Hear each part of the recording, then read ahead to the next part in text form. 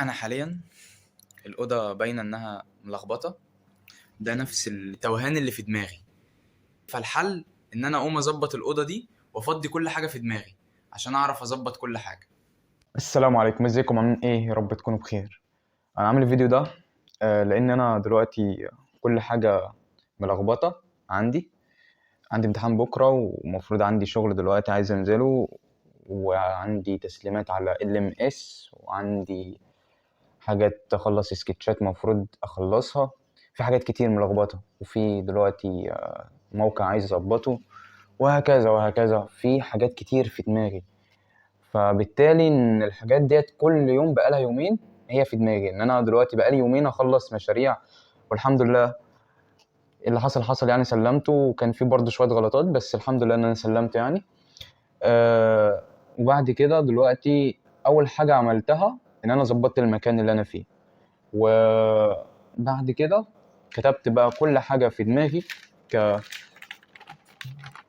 كلخبطه سكتش وكده، ان انا بعمل سكتش اي حاجه في دماغي بطلعها على الورقه، وبطلع مثلا حاجات كده المهم اللي المفروض اعملها: 1 2 3 4 5 6 7، بعد طبعا ما افضي دماغي كلها في الورقه ديت.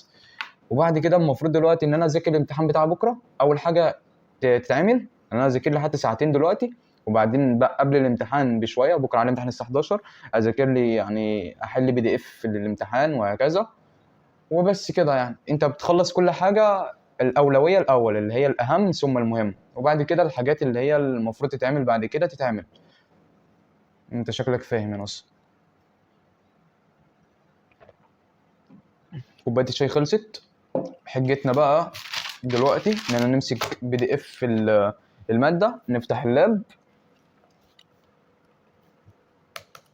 PDF الماده المفروض اسمها برنسبل اوف لو. تمام. عندي كده اللي هو question bank. بعمل ايه بقى في الحاجات اللي زي كده؟ ثانيه. بعمل ايه في الحالات اللي زي ديت، اللي هو بكره امتحان والمفروض اظبط كل حاجه؟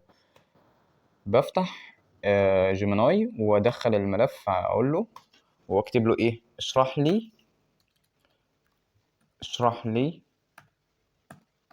الاسئله ديت بالانجليزيه المبسطه، يعني اشرحها بالانجليزي عشان الامتحان هيجي بالانجليزي. اشرح لي السؤال نفسه بالاجابه بتاعته، ليه اخترناها وليه كده. ذاكر الكلام بنفس الطريقه ديت، تدخل الامتحان تقفل الامتحان.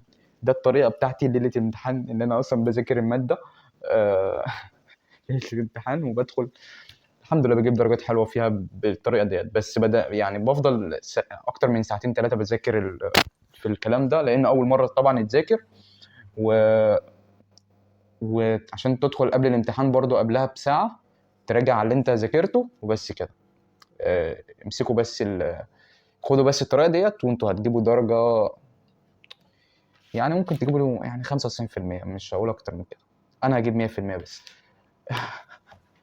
المهم، دي ماده ان انا المفروض اصلا خلصت ماده اساسيه عندي. دي ماده ريكواير، متطلبات جامعه، ان انا برضو بتعلي الGPA. ان انا دلوقتي خلصت الاركتكشر دروينج امبارح. النهارده لا، كان اول امبارح. النهارده هذاكر بقى عشان الماده بتاعت بكره ديت، وبكره هيكون اخر يوم قبل اخر يوم الامتحان قبل العيد، وبعدين اكمل بعد العيد يوم 2/6 اخلص 10/6. عايز اقول لكم حاجه بس كده، ان انا بنزل الفيديو ده عشان اشجع نفسي، اللي هو كل واحد عارف يعمل ايه بالظبط، بس هو الكسل اللي ماسك الواحد يعني. فبنزل الفيديو ده عشاني اول حاجه، وعشانكم، يعني افيد نفسي وافيدكم معايا، فاهميني؟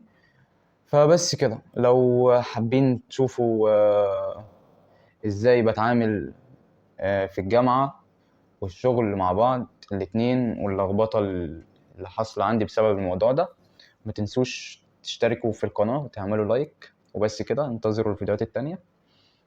يلا سلام.